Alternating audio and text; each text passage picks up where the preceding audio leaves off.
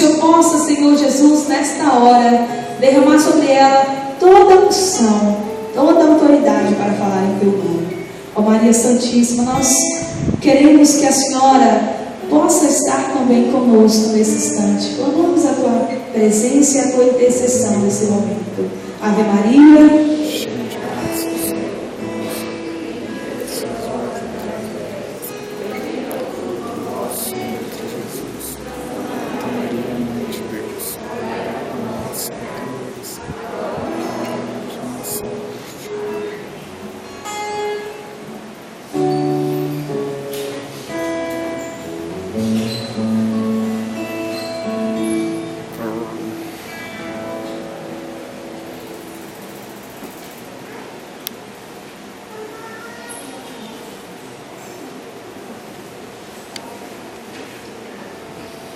Boa noite. A paz de Cristo. Vamos entrar no momento da pregação da palavra, onde nós vamos acolher a palavra. Nós acolhemos na oração, mas no sentido de rezarmos, de orarmos as nossas necessidades. Agora nós vamos pedir ao Senhor a graça de ouvir a sua palavra, com o desejo de que ela converta o nosso coração, que transforme aquilo que precisa ser mudado dentro de nós. E hoje, nessa pregação, a palavra que o Senhor preparou e toda a moção que Ele nos deu, a palavra ela vai falar daquele tempo antigo, de um tempo de correção, de um tempo de fidelidade do povo de Deus. A palavra ela nos exorta quanto aos nossos comportamentos, às nossas atitudes, toda nossa maneira de ser perante as obras do Senhor, mas ela nos faz, no final das contas, compreender o grande dom de Deus. E a partir da palavra que nós vamos meditar, nós vamos compreender profundamente tamanha misericórdia de Deus por nós. Eu convido você a pegar a palavra de Deus, você que trouxe a Bíblia, no capítulo 20, no versículo 1 ao 6. Ezequiel, capítulo 20, versículo do 1 ao 6. Eu falei primeiro capítulo e falei o livro, né? Você talvez não está com a Bíblia, chega perto de alguém que está, ou abre os ouvidos e o coração atentamente para a palavra. Amém? Ezequiel, profeta Ezequiel, capítulo 20, versículo de 1 ao 6. Onde diz assim: infidelidade de Israel através dos tempos. No 7º ano, no 10º dia do 5º mês, vieram alguns anciãos de Israel consultar o Senhor e se assentaram diante de mim. A palavra do Senhor foi dirigida nestes termos: Filho do homem, dirige-te como se seguem aos anciãos de Israel. Eis o que diz o Senhor Javé: viestes para me consultar por minha vida, eu não me deixarei consultar por vós. Oráculo do Senhor Javé. Julga-os, pois, filho do homem, faz-os reconhecer as abominações de seus pais. Dize-lhes: eis o que diz o Senhor Javé: no dia em que fiz a escolha de Israel, em que levantei a mão para a raça de Jacó, em que me dei a conhecer a eles no Egito, em que me ergui a mão para eles, dizendo: sou eu que sou o Senhor vosso Deus. Foi nesse dia que jurei tirá-los do Egito, para conduzi-los à terra que eu escolhera para eles, terra que mana leite e mel, a joia de todos os países. Só para a gente entender um pouquinho esse trecho que nós lemos, Ezequiel era um profeta e os anciãos naquela época, né, como sacerdotes, as pessoas que eram responsáveis pelo templo, as pessoas que eram responsáveis por organizar, que tinham uma intimidade maior com o Senhor, chegaram até o profeta para consultar, ter informações, questionar algumas coisas perante Deus. Porém, o Senhor avisa e já dá a Ezequiel escravizado por aquilo que aqueles homens buscavam. Por quê? Porque o Senhor conhecia o coração daquele povo, daqueles homens, de toda a nação. E nesse primeiro trechinho, desse capítulo de Ezequiel, vai narrar justamente o tempo, o momento em que o Senhor escolheu aquele povo, aquela terra, como os seus escolhidos. Foi nesse momento que o Senhor fala que ele levantou as mãos, colocou os olhos e escolheu aquele povo. Escolhendo aquele povo, o Senhor deixa bem claro que Ele daria a eles uma terra que emana leite e mel. Quer dizer que o Senhor diz que naquele tempo, naquela terra prometida, na qual o Senhor tiraria o povo que estava escravizado e conduziria até essa terra prometida, nesse lugar, nessa terra, haveria leite e mel. Seria uma terra de fartura, de abundância, de bênção, porque eles eram os filhos escolhidos do Pai. Você, quem aqui tem filho? Levanta a mão aí. Quem tem filhos? A grande maioria. Tem filhos, né? Você tem um filho. Você coloca ele no mundo. O que você sonha com seu filho? O que você quer com seu filho? Hã? Tudo de bom, tudo melhor, não é? Tem os quadros, aquilo que eu não tive, eu quero com meus filhos? Tem. Colocou um filho no mundo, você quer que ele tenha boa saúde, um bom futuro, uma boa escola, que ele seja uma pessoa com princípios, com caráter, não é assim? Que seja bem sucedido, que encontre uma pessoa que possa dar a ele muito amor, ou a ela, que se respeite, que seja fiel, e tantas outras coisas. Eu vou falar aqui, eu vou falar a noite inteira de tudo que eu quero com meus filhos. Mas aí eu quero. E eu tenho meus filhos. Eu vou oferecer o que há de ruim para eles? Se o meu coração deseja algo de melhor? Não. Eu ofereço o que tem de melhor. E aí é a hora que a gente, como pai, como mãe, a gente tira até de onde não tem para dar, não é assim? Desgasta, trabalha, dou o seu tempo. As mães que digam que passam madrugadas adentro, fora, com criança chorando no tempo da amamentação, quando é menorzinho. Tudo que acontece está com o olho colado, dá vida se for preciso, pela vida dos filhos. Foi assim que Deus fez com aquele povo. A raça de Jacó, como ele diz, o povo. Foi assim que Deus fez. Deus olhou um povo cativo, aprisionado lá no Egito, onde os reis faltavam montar o corpo do povo, trabalhavam 24 horas e não tinham direito praticamente a nada. Era um povo escravizado, um povo que sofria opressão, castigos. Deus retirou aquele povo dessa escravidão, do sofrimento, e levou esse povo para uma terra abençoada, uma terra prometida.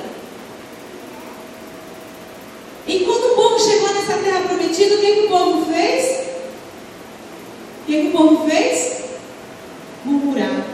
Uma hora ou outra achavam algum defeito e logo começavam a adorar a outros ídolos.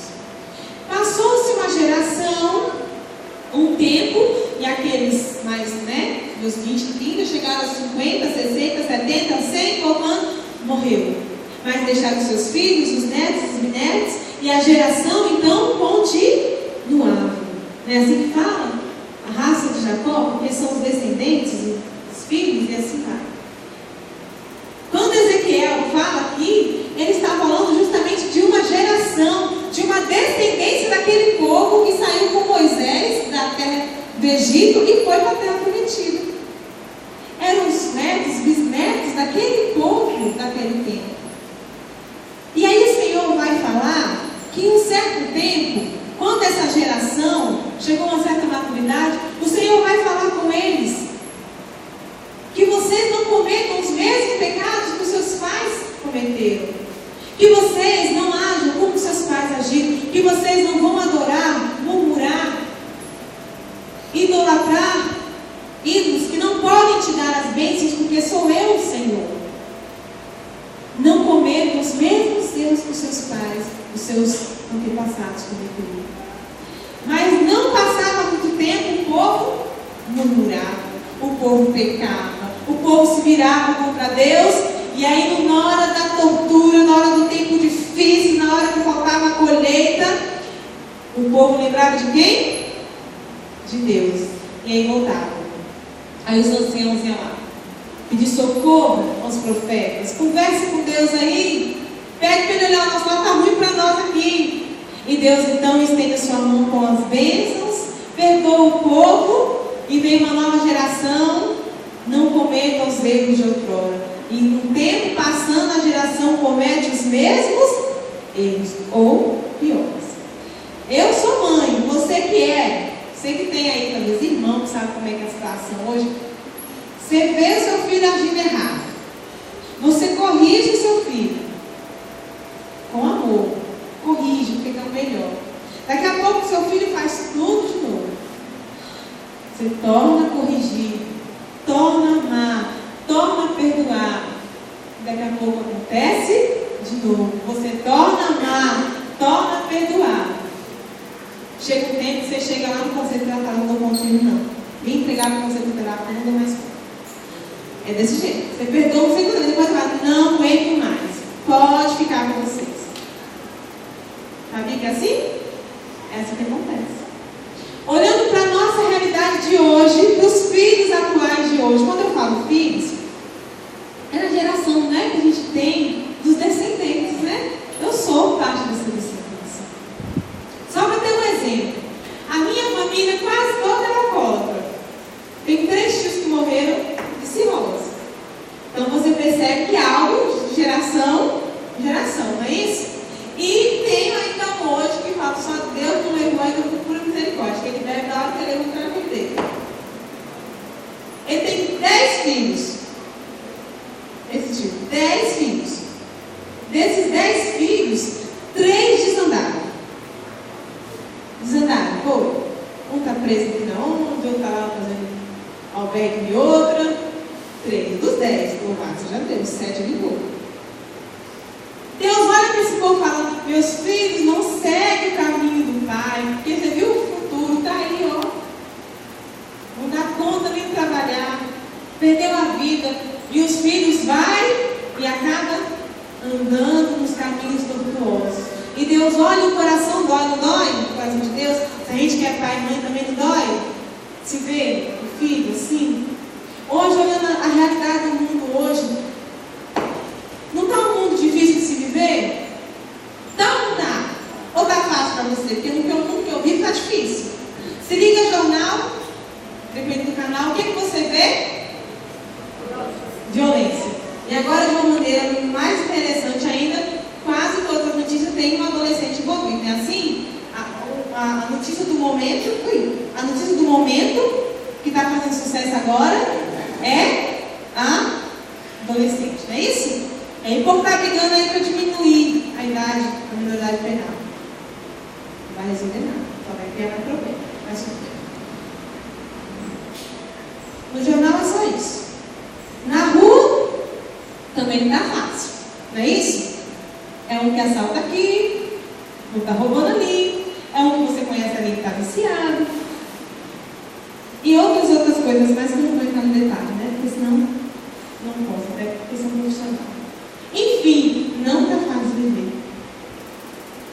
Isso é consequência de desobediência. É ou não é? O menino aprontou ali. Quando alguém pega, o pai é chamado, a mãe, a primeira coisa que ele fala, eu já cansei de avisar, esse menino não me escuta, doutor, do que eu falo. Eu passo dia e noite acordado. Eu rezo. Esse menino sai, eu falo, não sai, ele sai. E tem hora que eu não sei se ele volta. Eu não sei mais o que fazer. Já gastei minha vida, já dei tudo que eu tinha para dar. Eu não tenho mais forças, eu não sei mais o que fazer. É falta de conselho? Não.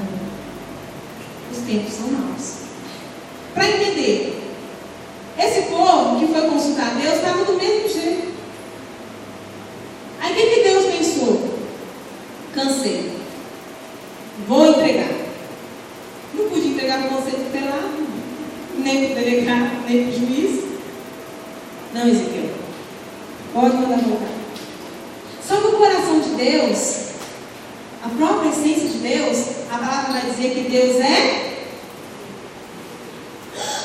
Vou contar uma novidade para vocês. Se vocês não estavam sabendo, a novidade do dia. Você vai para casa feliz quando escutar. Deus é amor. Olha o que nós vamos falar. Deus é amor. É a notícia que eu quero te dar. Deus é amor. Talvez você não estava sabendo disso, mas hoje você está sabendo. Deus é amor. Então a essência de Deus é amor. E por mais que o coração do Pai, olhando aqueles filhos infiéis que estavam vivendo em prostituição, em adultério, matando uns aos outros, querendo tomar aquilo que era do outro para ter mais riqueza, um passando por cima do outro, adorando falsos ídolos. Cada um criava para si um ídolo e dizia que agora aquele era Deus. Diante de tudo aquilo, no meio do povo virando as costas, tampando os ouvidos, fechando os olhos, rejeitando o amor que ele tinha para dar, o coração de Deus criou um furor. Não, eu vou deixar. Eu vou deixar para ver até onde vai. Vamos deixar para com próprios erros aprender. Mas o coração de Deus, a sua essência é amor. E aí ele vai dizer assim, lá no versículo 19: sou eu, Senhor, que sou o vosso Deus. Deveis guardar as minhas leis, observar e praticar as minhas ordens. Respeitai santamente os meus sábados, a fim de que seja um sinal entre mim e vós. E que se saiba que eu, Senhor, é que sou o vosso Deus. E ele insistia de novo. Eu já disse, eu tenho repetido, eu tenho insistido que fora de mim não haverá felicidade. Vocês não terão paz. Eu sou o Senhor, o vosso Deus. Mas também os filhos se sublevaram contra mim. Não cumpriram as minhas leis, não as observaram, pondo em prática os meus preceitos em virtude dos quais o homem vive, desde que os cumpra. E eles profanaram os meus sábados. Por isso concebi o desígnio de desencadear contra eles a minha cólera, de fartar minha ira contra eles no deserto. Lá no 41, vira uma página aí, esse aqui é o 20:41. Em vós deliciar-me-ei com perfume agradável, quando vos tiver arrancado do meio dos povos e reunido fora dos países em que vos acháveis dispersos. Aos olhos das nações manifestarei em vós a minha santidade, e sabereis novamente que eu sou o Senhor, quando vos tiver conduzido à terra de Israel,